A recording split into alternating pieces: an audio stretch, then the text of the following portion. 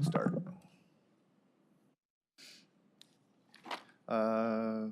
Yeah, go ahead. Calling the roll for the Monday, January 17, 2023 Board of Control meeting. It is 11:01 a.m. We have Councilwoman Meredith Turner, Councilman Dale Miller, Here. Trevor Meckler serving as an alternate for Pernell Jones Jr., Here. Nicole English serving as an alternate for Mike Dever, Here. Michael Chambers, Fiscal Officer, serving as an alternate for Chris Ronay, County Executive. She's gonna be here though. Oh, she's still going to come Yeah, in then? she'll be Okay. coming, We're going to have Catherine Gallagher serving as an alternate for Chris Ronay, County Executive. Michael Chambers, Fiscal Officer, serving as Chairman. Paul Porter, we Yeah. have a quorum. I'm sorry. Okay, good, thank you. Katie's on her way. So with that being said, I will, is there a motion to approve the minutes from January 9th? So moved. So moved and seconded. All in favor say aye. Aye, opposed. Any public comment? No public comment. Okay, let's move on to our first item, please. First item, new item for review, BC 2023-32. Department of Human Resources submitting an amendment to an agreement with Cuyahoga County Convention Facilities Development Corporation for participation in the Cuyahoga County Benefits Regionalization Program for the period January 1st, 2017 through December 31st, 2022, to extend the time period to December 31st, 2023, and to change the terms effective January 1st, 2023. No additional funds required. Stephen Whitley, Human Resources. Our sixth amendment.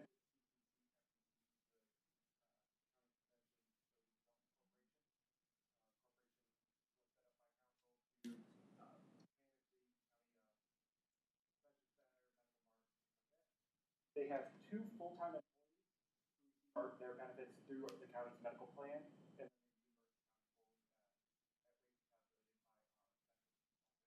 And Okay, thank you, Stephen. Are there any questions from the board? Seeing none, is there a motion to approve the item? So moved. Is there, so moved and seconded? All in favor say aye. Aye. Aye. Opposed? The item is approved. Next item, please. Next item, BC 2023-33, Department of Public Safety and Justice Services submitting an RFP exemption which will result in an award recommendation to Cleveland Rape Crisis Center in the amount not to exceed $60,000 for juvenile diversion services for at-risk youth, minority, for the positive youth development, preventing delinquency through gender-specific programming in connection with the 2022 Title II Formula Juvenile Justice and Delinquency Prevention Grant for the period October 1st, 2022 through March 31st, 2024, and submitting a contract with said RFP exemption. Good morning, Mary Beth Vaughn from Public Safety. And this is the first of 4 contracts that you're going to see being awarded from this grant this morning.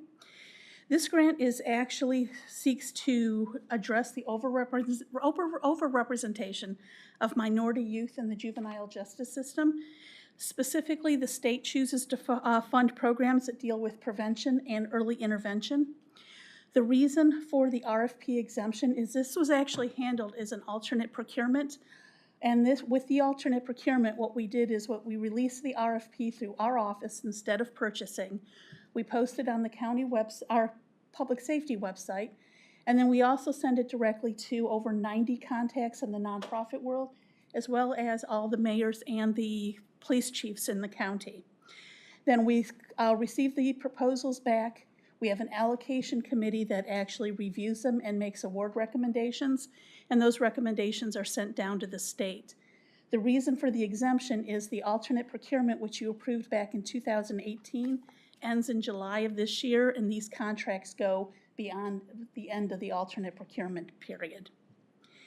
The award specifically to Cleveland Rape Crisis is gender specific. They're going to offer 2 distinct programs. One is a Girls Circle, which aims to foster self-esteem and helps girls maintain authentic connections with their peers. And the other is a Council for Boys and Young Men, which addresses risk factors and empowers young men to find a sense of belonging, build assets, and deconstruct harmful masculinity beliefs. This is an existing provider, and we are continuing to fund this program. Okay, thank you, Mary Beth. Are there any questions? Seeing no questions, is there a motion? Second. So moved and seconded. All in favor, say aye. Aye. Opposed? The item is approved. Next item. Next item, BC 2023-34, Department of Public Safety and Justice Services submitting an RFP exemption which will result in an award recommendation to Journey Center for Safety and Healing in the amount not to exceed $50,000 for trauma-informed treatment services for child victims and witnesses of violence for the Journey Center for Safety and Healing Trauma Therapy Services Program in connection with the 2022 Title II Formula Juvenile Justice and Delinquency Prevention Grant for the period October 1st, 2022 through March 31st, 2024, and submitting a contract with said RFP exemption. This contract with Journey Center, they will be a new provider under this program with this funding cycle. And they're going to be providing therapy to juvenile victims of domestic violence and child abuse. And they will also be providing art therapy. Okay, Mary Beth, thank you again. Questions from the board? Seeing none, is there a motion? So moved. Second. So moved and seconded. All in favor, say aye. Aye. Opposed? The item is approved. Next item. Next item, BC 2023-35, Department of Public Safety and Justice Services submitting an RFP exemption which will result in award recommendation to Driven Foundation and the amount not to exceed $20,000 for youth participation in the Choices Leadership Energy Attitude Now Clean Program in connection with the 2022 Title II Formula Juvenile Justice and Delinquency Prevention Grant for the period October 1st, 2022 through March 31st, 2024, and submitting a contract with said RFP exemption. This will also be a new provider under this program, and the Driven Foundation is within the South Euclid-Lyndhurst School District, and it's designed for African-American youth, specifically males between the ages of 12 and 15, who are either at Memorial Junior High or Brush, and it's seeking to establish connections, build relationships, and develop a positive rapport with the South Euclid-Lyndhurst Police Department. Okay, thank you, Mary Beth. Questions from the board? Seeing none, then, I will make, is there a motion? Second. All in favor, say aye. Aye. Opposed? The item is approved. Next item. Next item, BC 2023-36, Department of Public Safety and Justice Services submitting an RFP exemption which will result in an award recommendation to Golden Ciphers Incorporated in the amount not to exceed $60,000 for mentoring, life skills, and training services for the Strategic Environmental and Social Assessment CISA Rites of Passage Program in connection with the 2022 Title II Formula Juvenile Justice and Delinquency Prevention Grant for the period October 1st, 2022 through March 31st, 2024, and submitting a contract with said RFP exemption. Golden Ciphers is another continuing provider, and the Rites of Passage program develops self-awareness, self-enlightenment to foster resiliency and accountability with kids. Okay, Mary Beth, thank you. Questions from the board? Yes. Please. Go ahead. Yeah. No, you can go ahead. Ladies first. Okay. I've noticed quite a few programs designed to address the specifically African-American community. Is there some kind of assessment that we use to show that they're checking the boxes, that they're what we're giving them money to do? Yes, actually, they are required to submit a quarterly report that captures a lot of different programmatic pieces of information. If I can use Golden Ciphers as an example, the report that they would have done through Q3, it was how many kids they serve, and we compare that to what they say they're going to serve. Of those youth, how many of them may have been sent to detention in the interim, how many have successfully complete the program, how many drop out of the program before successfully complete, how many complete the program but they do so late. So there's a bunch of different statistics that we collect and then we remit down to the state. How would I go about accessing those reports? We can get you a copy of them. I will let you know that the documents that were used in the past weren't the best, and the state just changed them this year. So we're very excited. We think we're going to get better information. But I can send the ones that were submitted for the last quarter. Will you send it to the clerk and then she'll disperse it? Thank you. Councilman Millard? For purposes of this program, how is self-enlightenment defined?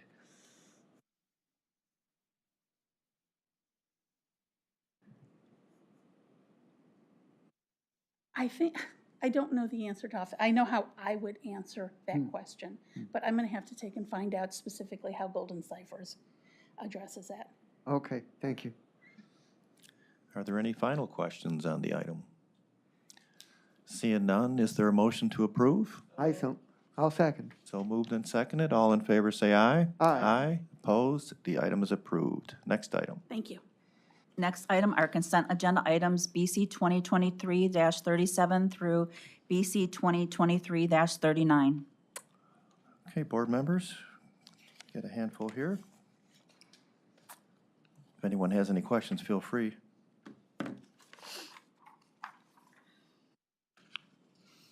Okay, seeing no questions, is there a motion to approve today's consent agenda item? I so move. Second? So moved and seconded. All in favor, say aye. Aye. Opposed? The item is approved. Moving on to other business.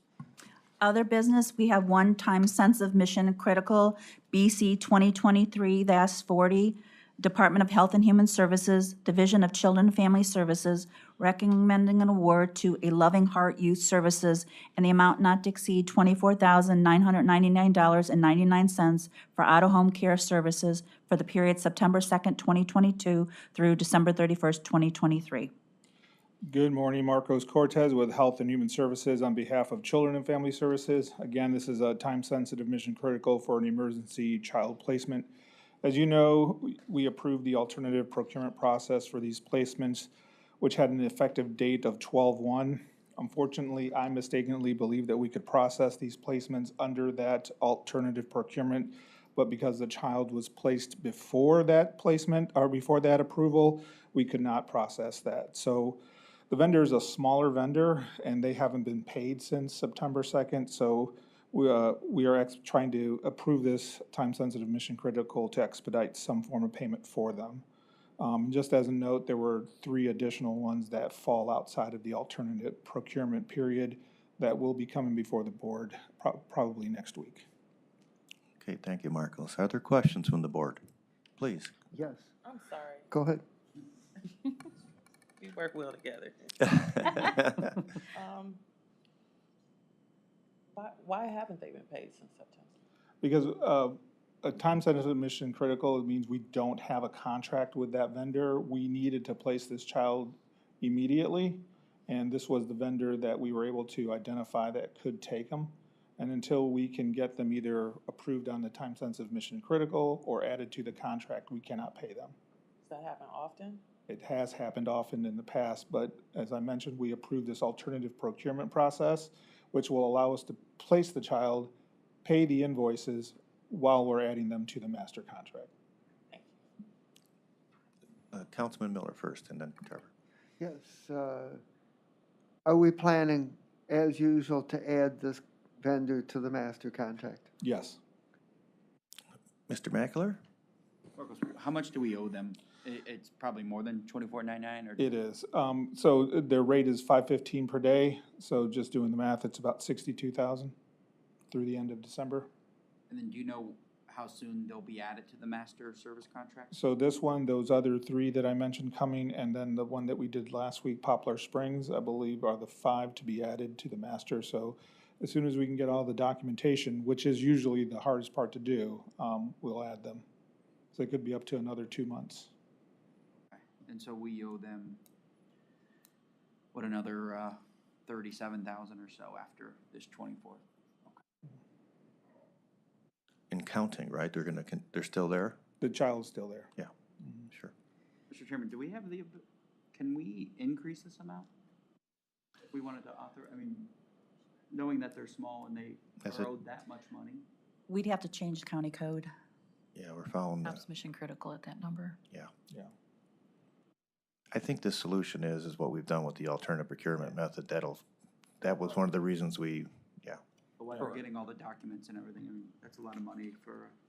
But they'll still be able to cut a PO pretty quickly. It's just then adding them to the contract, which is gonna take the time. Yeah. So it won't be as nearly as much documentation. So it should hopefully solve the problem or I- expedite it. Yeah, we've already started collecting the documents, and with those other ones as well. So as long as everyone, it's usually the certificate of insurance. That's the hard one to get. But if you're willing to think about that, I mean, Public Works would be in support of looking at that number. It was more for children. We'll help him. No, but we have issue, I mean, you know, a water tank goes down in the Justice Center, which costs more than this to replace. We run into the same issue. So we've tried to put masters in place, but once in a while. I don't recall calling your name, did I'm assisting Trevor and some, I? Self-interest. you know, Okay, when we any, have the chance. any final questions on this item? I'm gonna Seeing make a motion for. there's a motion, is it, and seconded, all in favor say aye. Aye. Aye. Aye, opposed, the item is approved. Do we have any other business? No other business? Any public comment? No public comment? Is there a motion to adjourn? So moved. Is there a second? Seconded, all in favor to adjourn say aye. Aye.